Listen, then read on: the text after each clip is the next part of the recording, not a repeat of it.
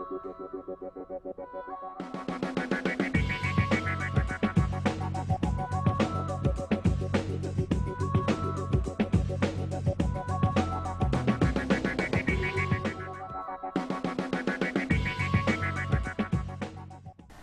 эрхлэл нэвтрүүлгийн шинэ дугаар эхэлж байгаа үзэгчтэй. Тэгэхээр засгийн газрын тогтоолын дагуу үндэсний даатгалын корпорац хязгаарлагдмал хариуцлагатай компани байгуулсан асуудал сүүлийн үед анхаарал татж байгаа.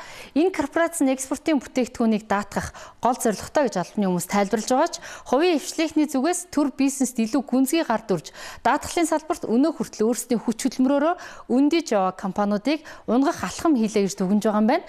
Өнөөдөр даатгалын зах зээлд хувийн 17 компани үйл ажиллагаа явуулж байгаагийн 16 нь ердийн даатгалын үйл ажиллагаа явуулах зөвшөөрөлтэй бол нэг нь амьдралын даатгалын зориулалтаар зөвшөөрөл авсан байдаг юм байна. Ер нь аль ч улсын даатгалын компаниуд эрсдлээ өөрсдөө 100% өөрөх боломжгүй байдаг учраас давхар даатгалын компаниудад даатгагддаг. Харин манай улсад ийм тогтолцоо хараахан бүрдээгүй учраас давхар даатгалыг гадаадын улсууд руу илгээхэд жил бүр маш их хэмжээний долларын урсгал гадагш гарах шалтгаан болж байна.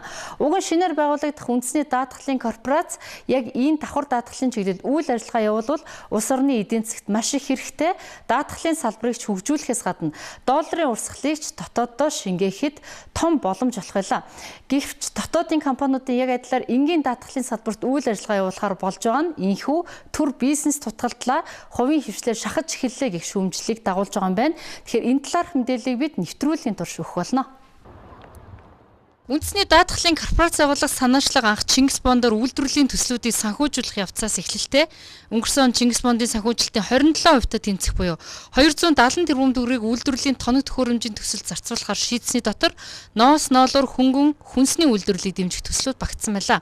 Харин арилжааны банкны шалгуурын дагуу дээрх төслүүдийн дөнгөж 50 гаруй хувь нь л өнөө хүртэл санхүүжилттэй авсан байгаа.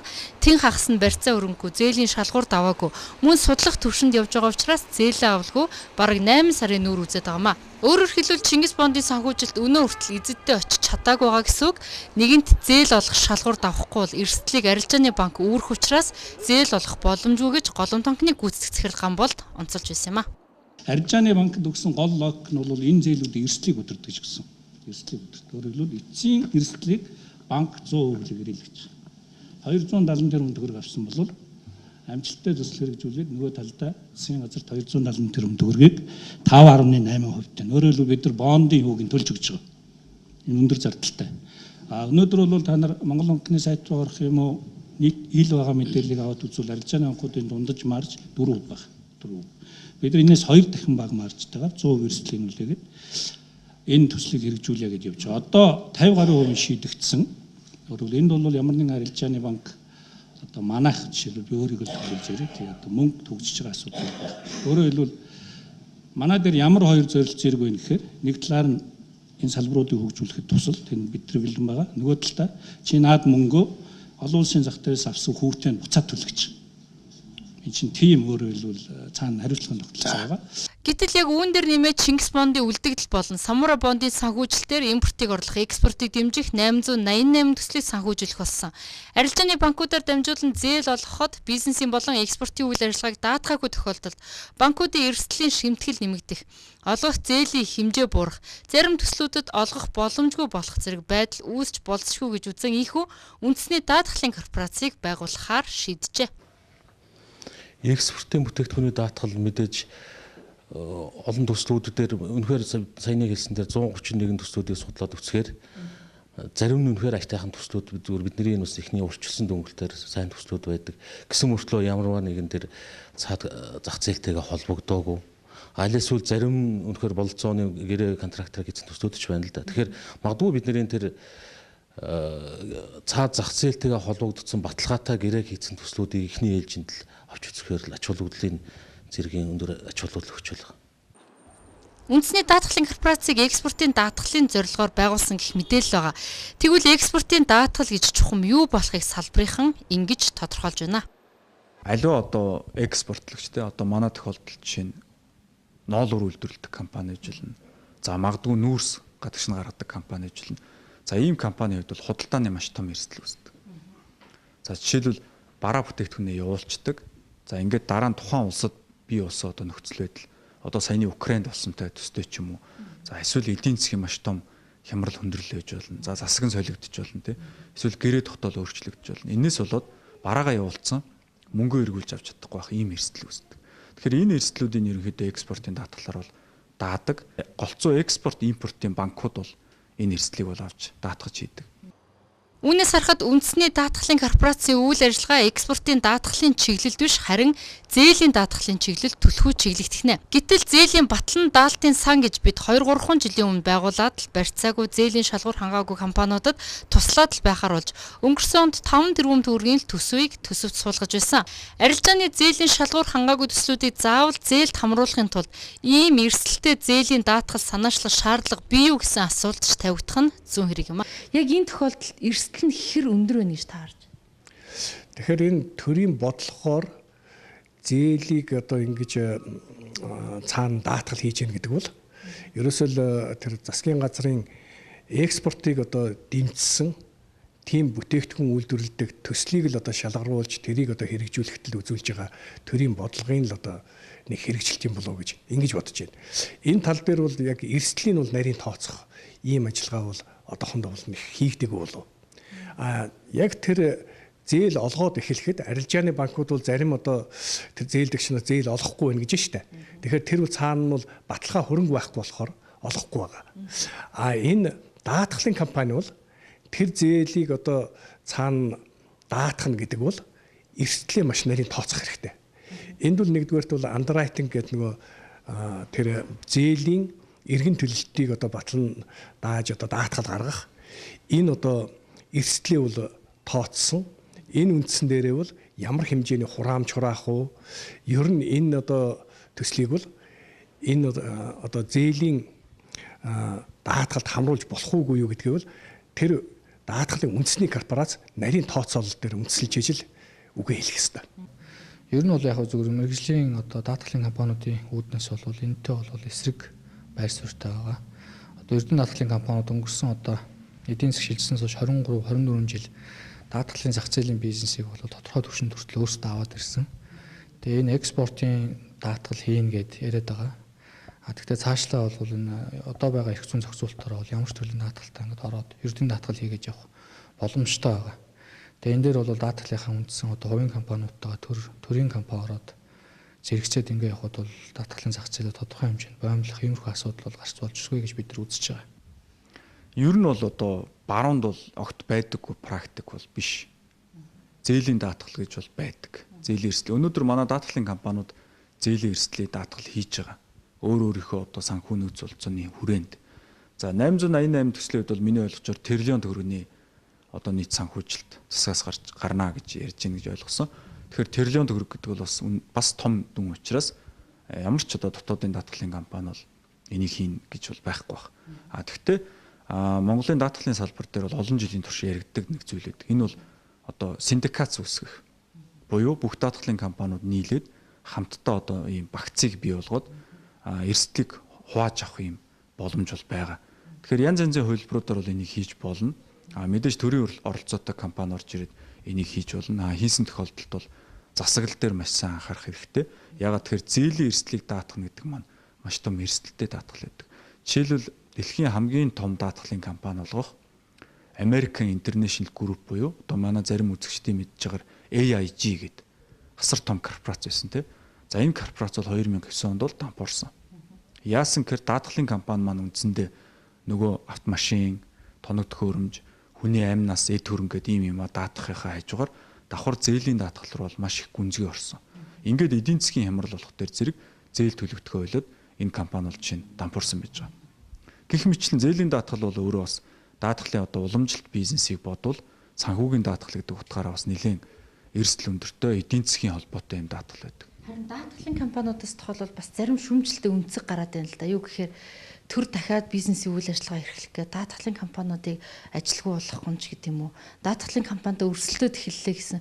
Үнэхээр шинээр байгуулагдсан үндэсний даатгалын корпорац даатгалын компаниудыг бас ажилгүй болгочих гэсэн боломж л байна.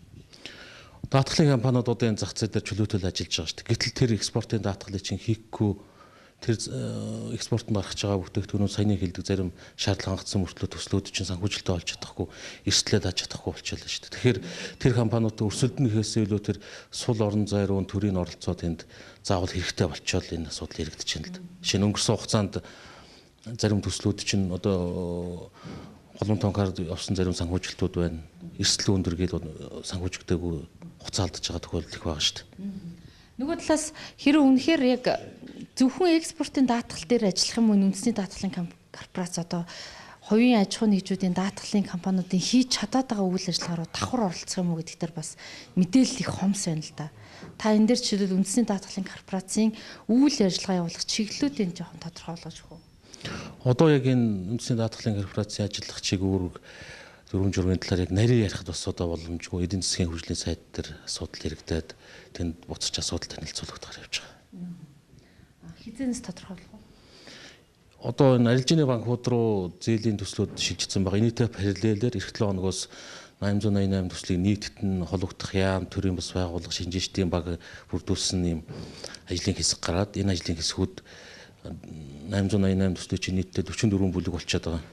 Энэ 44 бүлэг эх 7 хоногоос календарийн дагуу ажиллаад эхлэх юм. Тэгэхээр энэтэй зэрэгцээд даатгал энэ процесс яваад дуусах үед даатгалын асуудал шийдэгдчих байх гэж бид нэр цаг хугацааны хувьд харж байгаа. Яг одоо даатгалын зах зээлд энгийн даатгалын чиглэлийн төрийн корпорац биш харин давхар даатгалын үйлчлэгээ үзүүлэх чадах бүхий ахиухан актив хөрөнгөтэй төрийн бодлогоор далаацтайхан давхар даатгал хийчих компани эрэлт хэрэгцээтэй байгааг даатгалын салбарынхан онцолсоор байна. Тэгвэл давхар даатгал гэж юу вэ? Яагаад манай улсад давхар даатгалын тогтолцоо хэрэгтэй байна вэ гэдгийг авч үзье. Даатгалын компаниуд эрсдлээ мөн давхар даатгалын компаниудад даатгаж эрсдлээсээ бүрэн сэргийлдэг байгаа. Жишээ нь энгийн даатгалын үйлчлэгээ үзүүлдэг альч компани өөрийн активын 10%-аас доошгүй хэмжээний хөрөнгөөр давхар даатгалын компанид даатгуулсан байдаг юм а.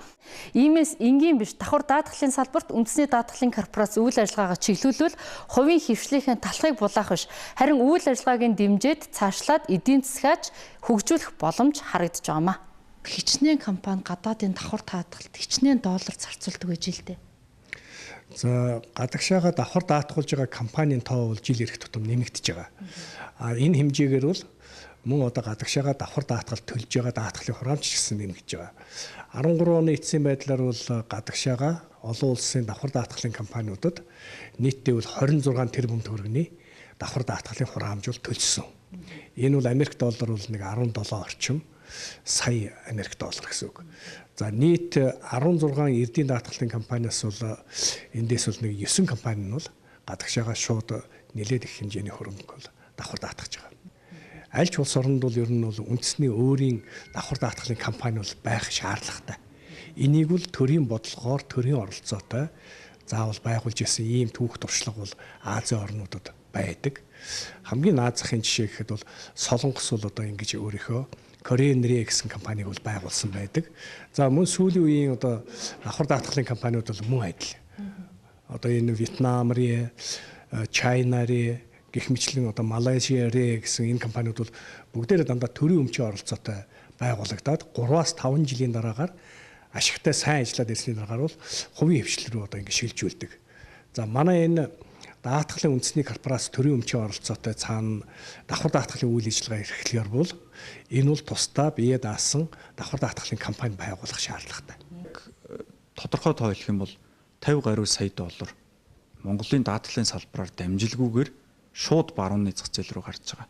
Тэгэхээр 50 сая доллар гэдэг бол ерөөсөө өнгөрсөн жилийн даатгалын салбарын нийт хураамжийн орлоготой одоо бараг тэнцэх мөнгө байж байгаа. Өөрөөр хэлбэл өнгөрсөн жил 90 орчим тэрбумын хураамж олсон байгаа.